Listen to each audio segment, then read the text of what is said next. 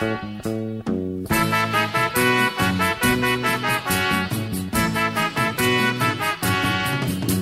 πείσανε να γίνω ρεβιζιονιστής και να γυρίσω δίσκο. Θα έρθει όμως καιρός που κι εσύ θα να πιστείς πως έτσι δεν τη βρίσκω. Τι να κάνω, ήτανε γραφτό, θέλω δεν το θέλω, ό,τι τραγουδώ να το πουλώ, να ζήσω.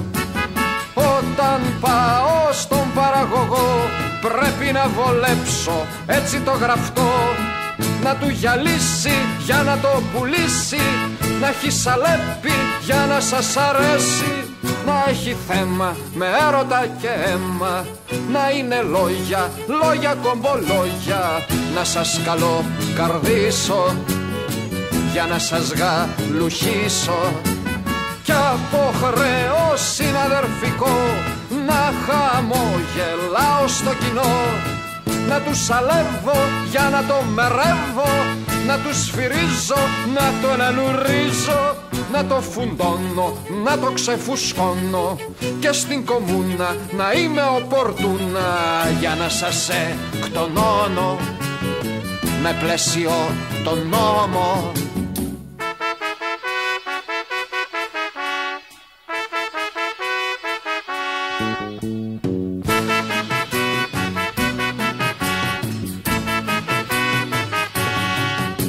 Δουλειά σου είναι μου πάνε να κρύβεις τα τρότα των καθιερωμένων για να διατηρήσω με τα οικονομικά των ευαρεστημένων. Σιγουριά και δόξα τω Θεώ, τα καλά στον καπιταλισμό είναι πως έχει βίδα. Άμα πιάσεις το μηχανισμό από τα αυτιά τον πιάνεις στο λαγό.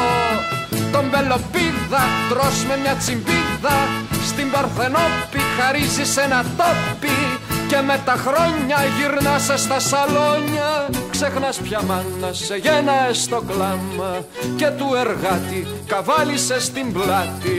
Μάθε να πει αμάν πια και πάσε στα κομμάτια και άιστα κομμάτια.